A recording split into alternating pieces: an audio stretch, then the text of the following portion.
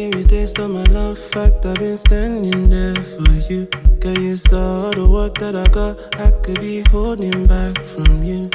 So today we'll be talking about things you should not do when starting your fitness journey. For just a little bit of background information on me, I am going on about 4 years of being consistent within my fitness journey through intentionally eating foods that provide me nutrients and work for me and my goals. Just really striving to live a holistic lifestyle that can prolong my time here on this earth. Of course, this has not come easy. I've had ups and I've had downs, of course. I'll link some resources up above on the screen or also in the description box so y'all can kind of see my journey overall. With all that being said, with the experience that I have, I just wanted to come on here and make this video to tell some of you guys who might be starting in your wellness journey since it's the top of the year, or people who just might want a little bit more insight to see what they may or may not be doing wrong. So yeah, we're just gonna sit down and have a little bit of a discussion around this. Make sure to check out my channel for more resources regarding my wellness journey, and make sure to subscribe, of course, if you're interested in more content related to this. But yeah, let's go ahead and get started. Okay, so these are in no particular order, but I have written a few things down.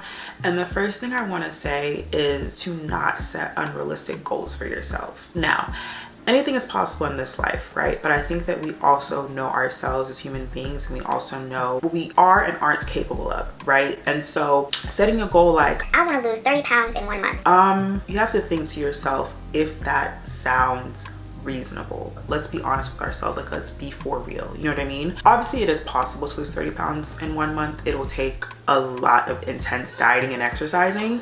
And if that's your goal, that's your goal. However, I think when you set unreasonable expectations for yourself, you're almost setting yourself up for disappointment and failure, which will then create a fixated ideology in your mind surrounding your health and fitness journey overall. And the whole purpose of embarking on a health and fitness and wellness journey is to create a lifetime of healthy habits in whatever capacity that means for you, right? So when you're setting unrealistic goals for yourself, you're essentially just setting yourself up for failure, and you're not allowing your body to really go through the process as it needs to. And the best part about your wellness journey is that it is a journey, right? You're going to go through ups and downs. You're going to find out some things that work really well, find out some things that don't work for you, and that's part of the whole process. So it's just important that you're really honest with yourself and you're really open-minded as you go into it, because that'll really just alter your opinion about it, and you'll just be so much more happy and content as you're going through it and things happen, you know. And setting realistic goals for yourself, you can achieve those goals and then tweak some things and be like, okay, I lost 10 pounds in a month, maybe next month I can lose 12. You know, like, it's gonna require more out of you than you realize. So just by setting realistic goals with yourself and also remaining open-minded, that just helps with like your whole mindset overall as you're embarking on this journey. So that's definitely something to keep in mind as you're starting. But my second point is pertaining to nutrition. Like I said, this kind of ties into setting unrealistic goals for yourself. If you are not focusing on what you're putting in your body and you're just being physically active and you think that alone is going to help you, once again, you might be setting yourself up for failure. Of course, there are numerous people who are able to just work out and eat whatever and still able to lose body fat or maintain a certain level of muscle mass and remain where they are, and they're happy with that. But that could also be based off genetics, right? Not all of us are fortunate to have a high metabolism. A lot of us aren't, and a lot of us actually have to put in the work to really get the results that we want. Right, so just make sure to really go into it understanding the foods that will allow you to get to your goals. Our fitness and wellness journeys are not universal. What works for me might not work for you. So it's important that along your journey, you're ensuring that you're trying new things here and there to see what works for you and taking advice along the way. You can't take in every piece of advice that you see. You have to be open-minded, but also be resourceful to like look things up, right? To make sure to fact check things, to maybe check with your doctor, check with the nurse. Like, not everything that you hear is going to be true for you. So as you are focusing on what to eat throughout your journey, understand that along your journey, what you're eating is actually more important than the level of exercise you're doing. So once again, figure out what works for you, because that's what's going to help you achieve your goals the fastest. The third one is overtraining. Now, a lot of times we think that, oh, we're gonna have a cheat day today and tomorrow we're gonna be in the gym for 4 hours and it's gonna cancel out, and mathematically speaking, that probably can be true. However, you are hurting your body in the process. Our bodies are machines, and even machines need rest. The way our brain is literally able to command how our body operates and moves, just understand that your body's a machine that will need some rest, and you cannot just put it through whatever and expect it to still perform at its best. And that goes in with the nutrition too. You can't just consume whatever and expect your body just to perform at its best, because it's a machine. It needs things that you might not be providing for it, right? So with that being said, train at a level that makes sense for you and your goals, but also make sure to implement rest days. There are different things you can do to still be active while resting. Things like walks, for example, are great examples of that, right? You're still being active, but it's a low risk activity. Typically it's enjoyable too. You can put in music in your ears, you can listen to an audiobook. Like, activities like that still enable your body to rest, but you're still able to maintain whatever regimen you have as it pertains to your health and fitness. But overtraining is just not good for your body, so make sure to give it an adequate amount of rest so that it can continue to function as it needs to on a day-to-day basis. The next thing is skipping warm-ups. This is something I had to learn the hard way, but essentially it's very detrimental to your body to just show up to the gym and just start performing all these activities without giving your muscles and joints the proper warm-ups that it needs to perform at its best. Right? This is how you tear muscles. This is how you're putting your body at risk for things that are easily preventable, just by taking an extra 5 minutes before your workouts to just stretch and make sure that you can literally perform at your best. Okay, so do not skip warm-ups, please. Do not skip warm-ups. It's not worth it in the end. The next thing is focusing either on cardio or on strength training solely to achieve your goals. Everybody's body is different, once again. So you still can achieve your goals by focusing on one or the other, depending on your body type and your goals. I'm always going to mention that because fitness is not universal. What works for me might not work for you. However, the best way to achieve your goals is by typically doing a combination of both. Me, for example, I do very minimal cardio. I typically like to do strength training 4 to 5 days a week, but I typically like to at least have one day where I do some type of HIIT training just to be able to keep my heart rate up and sweat. Like, I like a good sweat session here and there, but I do prefer to strength train. Trying to achieve your goals by doing one over the other typically is not recommended. However, it can work for some people, but honestly speaking, the best way to achieve your goals is to have a combination of both that works well for you and makes sense for you and your lifestyle. And that honestly would and should get you closer to your goals than focusing on one or the other.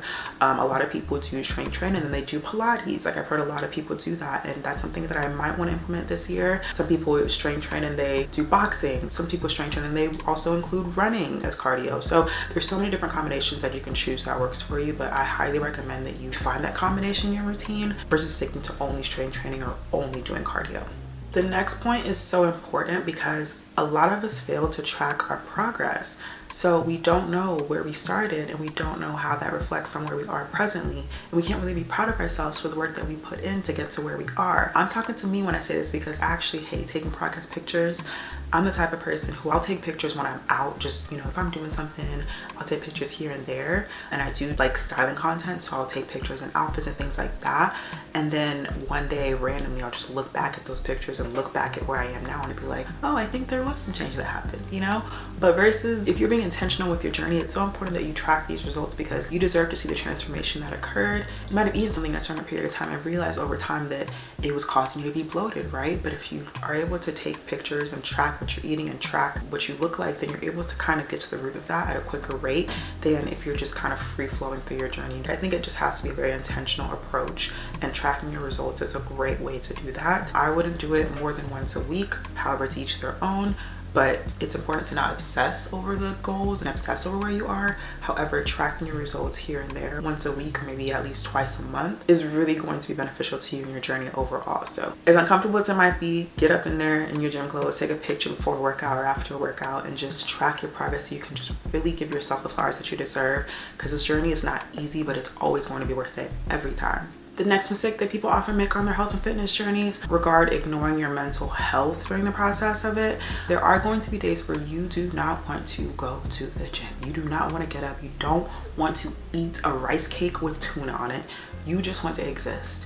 And you deserve the ability to do that. Okay, you are human at the end of the day. Do not make this process harder than it needs to be. Health and fitness is pretty standard. It's pretty simple. You eat what makes sense for you and your goals. You work out accordingly, and you should be fine. Don't try to make it overcomplicated by not giving your body what it might want sometimes. And that just might be a little bit of TLC some days. If you've been working hard and you want that brownie, get the brownie, okay? It's not supposed to be this hard and overcomplicated process. If you need those mental health days, those rest days, those days where you just might lay in bed all day, that is totally okay. You are human. do not ignore your mental health during this process, because that can lead to burnout, and you do not want to burn out, because that might put you at a place where you just say screw it all and you might just wind back up where you started, and that's not the goal here. Like I said, this is a journey with different seasons. Different things are going to happen. You're going to have your ups and downs. So allow yourself to go through those ups and downs. Do not beat yourself up. You are human. Please do not ignore your mental health during this process. It's equally as important as your physical health. So just please don't ignore it.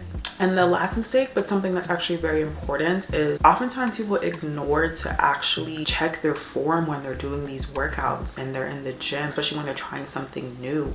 And it's one thing to be doing the workouts and being in there and at least getting your feet wet and really trying new exercises and just, you know, at least you went to the gym, right? At least you're putting in the work, right? But what's the point of doing something if you're doing it incorrectly?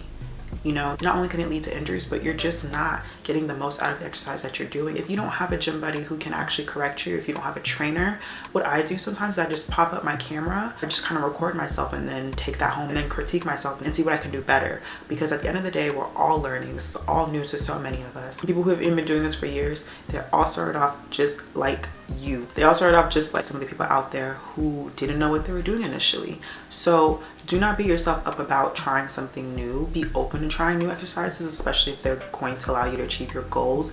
But just make sure that in doing that, you are ensuring that you have the right form, because having the right form is essentially what's going to allow you to get to your goals. If you don't have the right form, you can injure yourself oftentimes terribly, and also you are just half-assing the exercise, and what's the purpose of that, right? Like, why would you want to put yourself through something and not try your best to do it the best that you can? It doesn't make sense. So honestly, hold yourself accountable to doing the exercises that you're doing well, because once again, it's going to allow you to get to those goals so much faster than by just blindly doing something that you just saw on TikTok yesterday. Like, that's not going to get you anywhere. So just be honest with yourself, hold yourself accountable, because that's a form of self-love too, like showing yourself that, wow, like I'm showing up for myself and I'm going to show up as the best version of myself while I'm doing this. So yeah, you guys, that is all for this video. I hope that you found some helpful tips in here. If you didn't, then that means you're already doing great. And honestly, this video was just a refresher, so congratulations to you. But yeah, I really hope that this year everyone prioritizes their health and fitness, because it's so important. It is so important. Once again, if I can be a resource, please let me know how. Make sure to check out my channel once again for more videos regarding all these topics, and I cannot wait to see you guys in my next video. Mwah. Bye. I gave you taste of my love, fact I've been standing there for you. Girl, you saw the work that I got, I could be holding back from you.